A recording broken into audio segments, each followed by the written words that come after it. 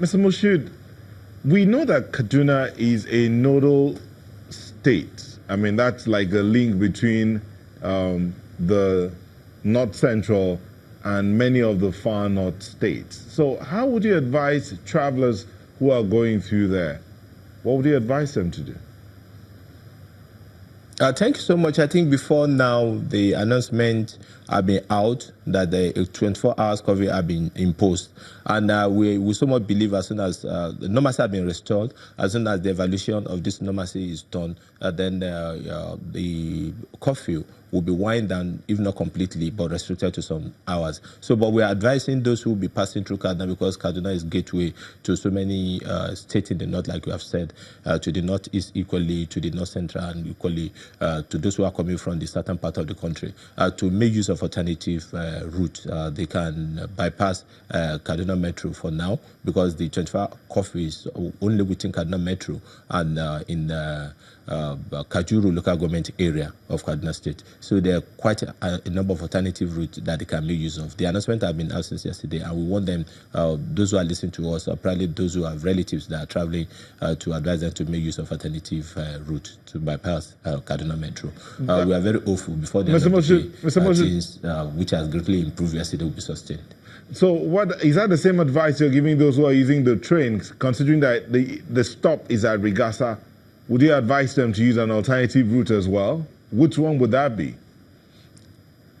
Yeah.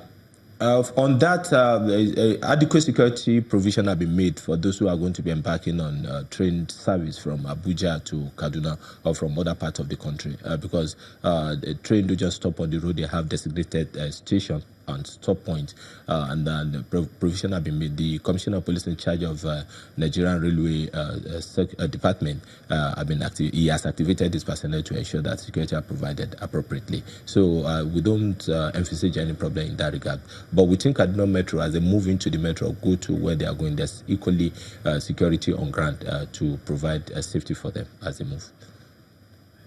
You did talk about the extent to compliance of the 24-hour curfew that has been imposed in Kaduna metropolis and some other areas just around the city center. But how has this got to affect those people who are genuine traders and are in other markets apart from the Kasuwa Magani? What will they be doing now?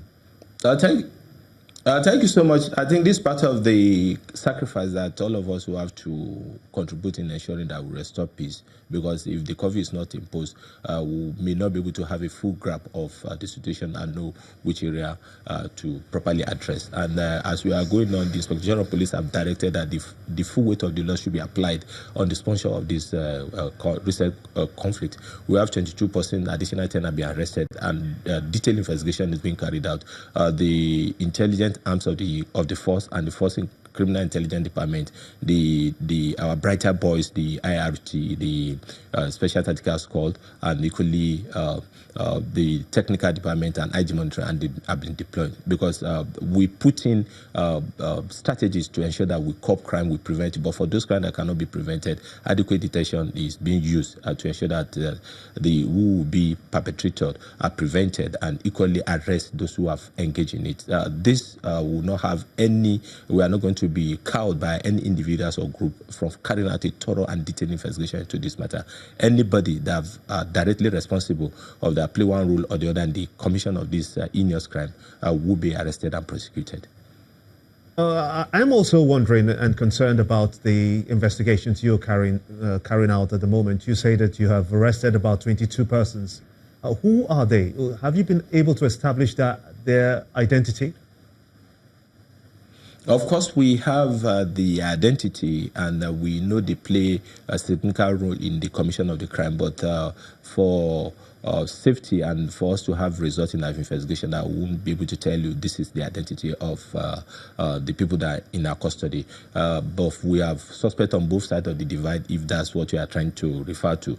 But we wouldn't sit here and still issue statement that can trigger of other reprisal anywhere in Kaduna State or anywhere across the country. In fact, the Inspector General of Police have equally directed all Commissioner of Police across the country to meet with critical political stakeholders in those perceived area where this conflict is being noticed to occur, or the identified spot and community that have lingering, that have communal dispute and communal classes linger on for quite some time. And we equally, the Inspector General of Police equally impress it on the state executive, the governor across the federation, to be out and ensure that they bring in all this party, so that we don't allow mischievous individuals to capitalize on what happened in Kaduna that we've been able to address to spread to other states of the federation. In addressing this matter, Mr. Moshood, do we actually deal with the root cause? Do we have an idea what caused this latest matter? Thank you so much. The root cause is not far-fetched, but it's part of what we are investigating. The Kaduna South have witnessed some crises in the past, and like I said during the opening of this program, from around period of 1986, we've seen the antecedents of all these crises, but we are getting to the root cause of this recent one, and we are going to ensure that no personality or no individual is spared, no matter how early placed, who have hand in this conflict as we speak. Can you say what the cause is, or is it the same thing that has been causing all the crisis that has been happening in Kaduna? Is it the same thing, and what is it exactly? If I can hear you, you are still trying to reiterate your previous question, but I want to say that people from maybe who are in position of leadership that are supposed to be able to give a good leadership are trying to give a different coloration and trying to distract investigation. And we won't allow that to happen. We will definitely get to the root of it, and we will ensure that the full weight of the law is applied on any individual or group that is responsible. One of the concerns that's been raised over time has been, the issue of follow-through on criminal investigation, particularly on the prosecution end.